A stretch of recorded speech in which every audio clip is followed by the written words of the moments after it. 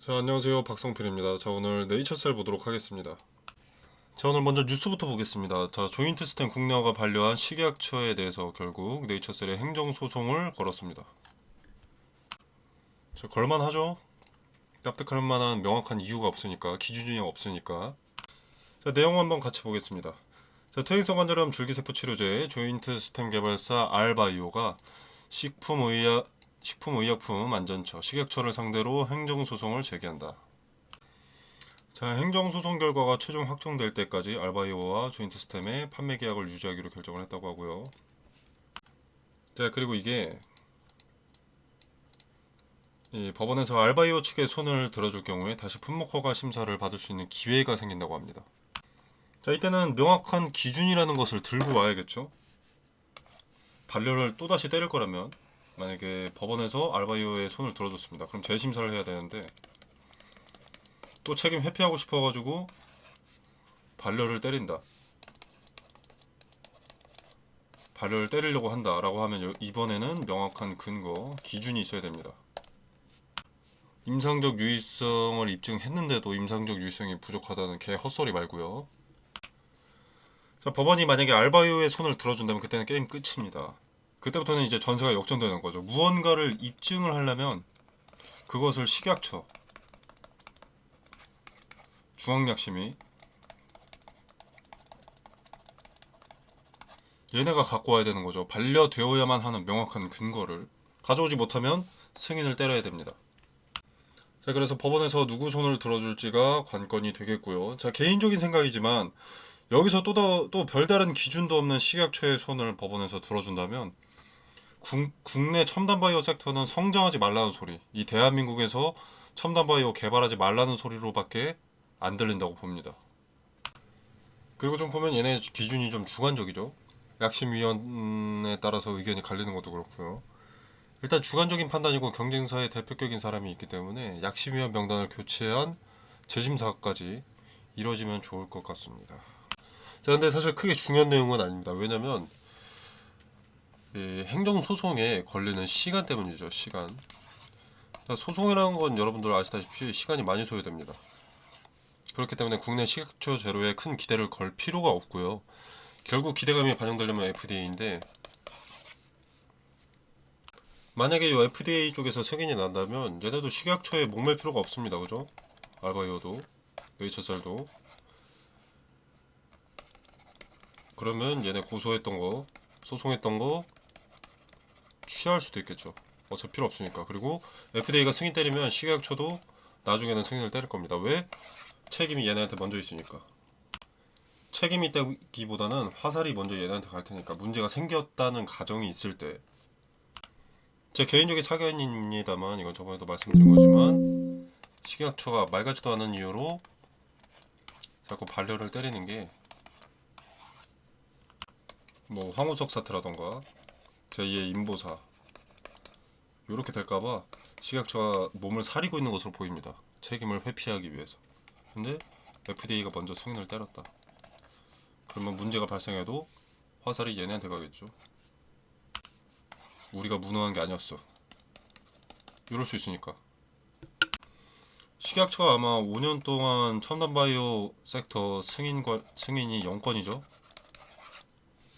그게 이런 이유가 아닐까 싶습니다. 자, 그리고 만약에 소송을 끝까지 가져간다면 소송 결과를 떠나서 식약처는 명확한 기준, 애매모호하고 주관적인 본인들의 개인적인 견해가 들어가지 않는 요 기준을 확립하게 해야 하는 그런 선례를 만들어야 된다고 봅니다. 그래야 지들 입맛대로 발려 때리지 않겠죠. 아무튼 행정소송 일정 및 절차 같은 경우에는 일단 8월 6일에 식약처에서 반려 통보를 했었죠. 그리고 이제 8월에서 10월 정도까지 소송 준비를 할 거고요. 소송 준비. 그렇게 되면 한 11월쯤에 행정법원에 소장을 접수할 겁니다.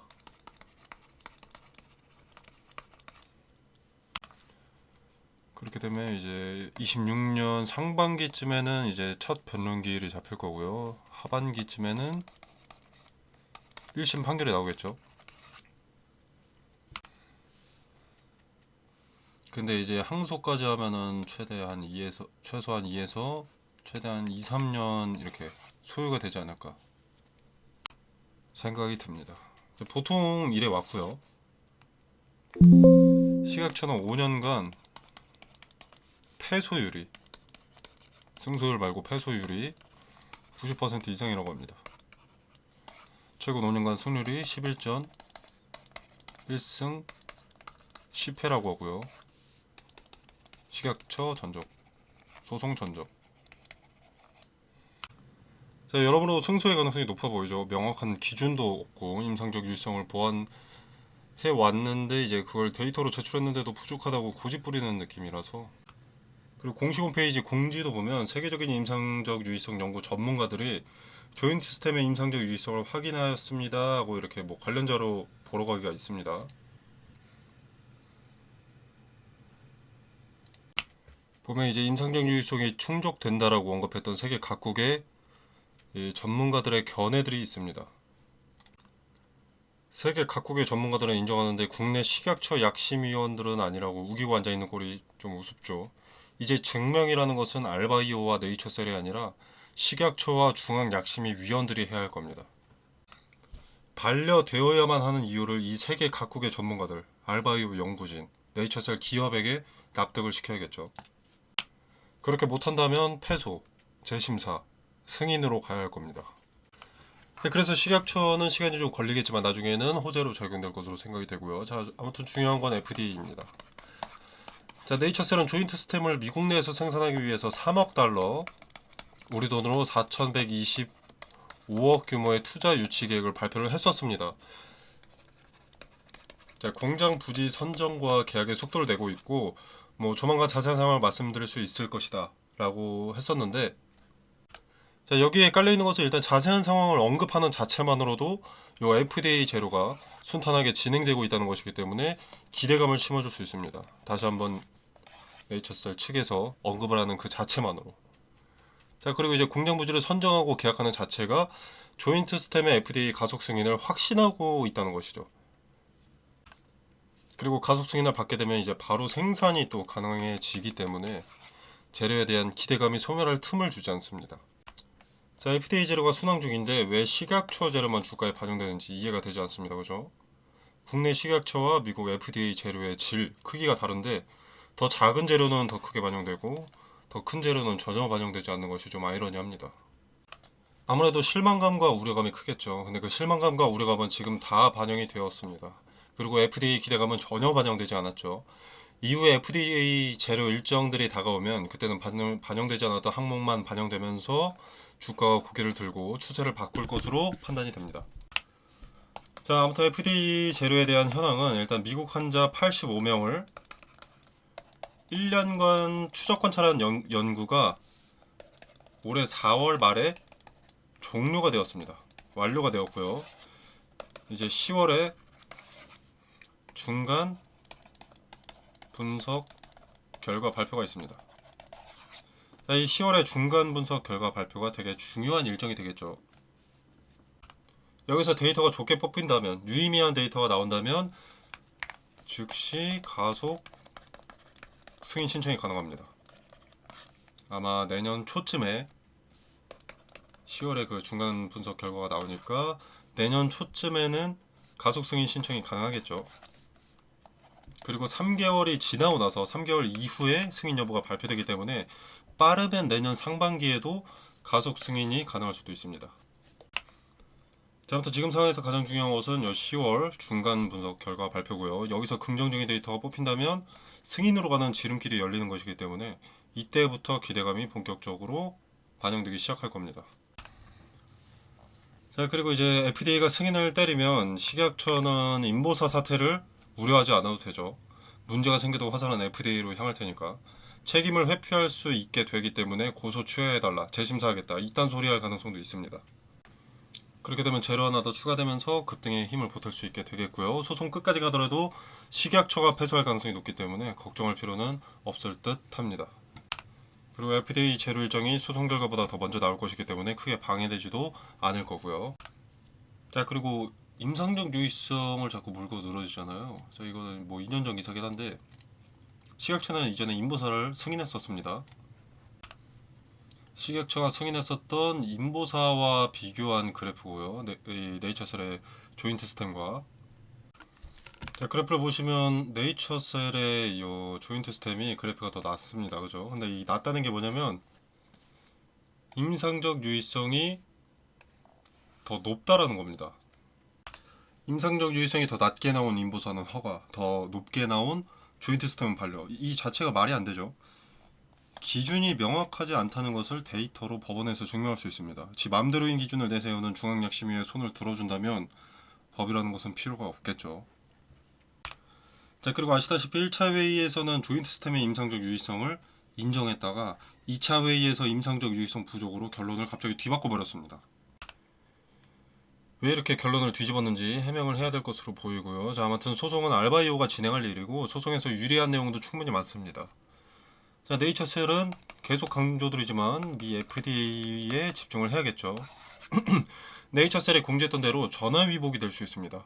가속 승인을 위한 FDA와 타입 B 회의 준비에 착수한다고 했었는데 금년 내 대면 회의를 할 수 있도록 추진한다고 했었죠.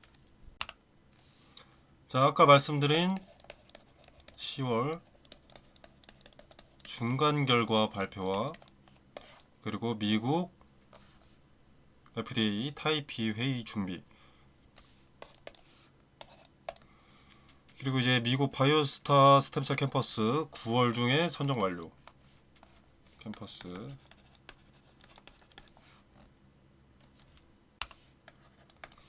그리고 1차 GMP 시설 구축.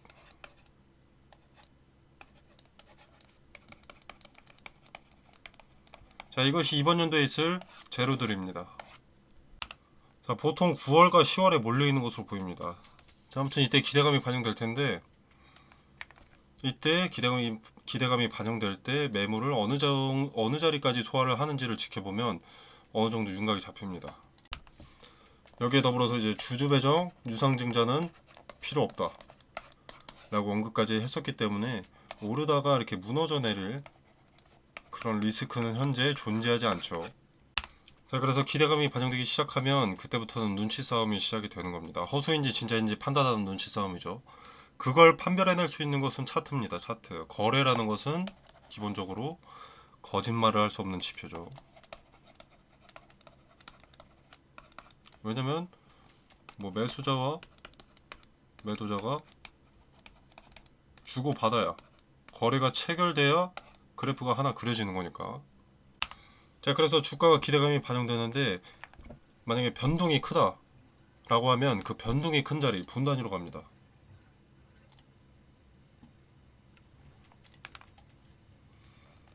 이렇게 오늘 하루에서 거래가 제일 많았던 자리가 어디인지, 그 자리는 과거에도 의미가 있는 자리였는지 살펴보는 거죠. 지지나 저항이 수렴됐던 자리라는 것은 큰 의미를 가지고 있습니다. 기본적으로 한번 강력한 저항이나 지지가 되면 다음에 이 자리를 터치할 때 또다시 저항이 되거나 아니면 돌파하고 다시 흘러내릴 때 지지가 되는 이런 모습을 보여주거든요. 어떤 기준이 됩니다. 투자의 기준. 여기를 이탈하면 손절한다. 여기를 돌파하지 못하면 손절한다. 여기를 돌파했다가 지지되면 매수한다. 이런 기준이 되거든요. 자, 그래서 우리도 이 시기가 왔을 때 그에 걸맞게 분할 매도로 이익은 챙겨가면서 다시 한번 단기 조정이 올 때 의미가 큰 기준이 되는 자리에 지지되는지를 확인하고 분할 매수로 평단을 낮추고 수량을 늘려서 수익을 극대화하는 전략으로 접근을 할 거고요. 텔레그램 방에서 그 디테일을 설명드리고 얼마의 분할 매수를 해야 되는지, 왜 그 자리에서 매수를 해야 되는지, 또 얼마의 분할 매도를 해야 하는지, 왜 이 자리에서는 매도를 해야 하는지 근거를 설명드릴 겁니다. 꼭 제 말대로 하셔야만 합니다 라는 게 절대 아닙니다. 여러분이 무대응으로 가만히 있으신다고 하더라도 분할 매수 타점에 따라서 계산이라도 한번 해보세요. 가만히 있는 것과 비교해서 수익률은 어떻게 달라지는지, 말씀드리는 근거가 맞아 떨어지는지 직접 확인하실 수 있으실 거고, 틀리더라도 최소한의 리스크를 중점에 둔 투자는 어떻게 하는지, 왜 리스크 최소화를 중요하게 생각하는지 깨닫게 되실 겁니다. 자, 비용 발생하지 않으니까 그냥 지켜만 보셔도 전혀 상관이 없고요. 자, 그리고 이제 네이처셀에 대한 정보, 소송 진행 현황, 그리고 FDA 재료에 관한 4가지 일정. 이 4가지 일정에 대한 디테일 텔레그램 방에서 설명드리도록 하겠습니다.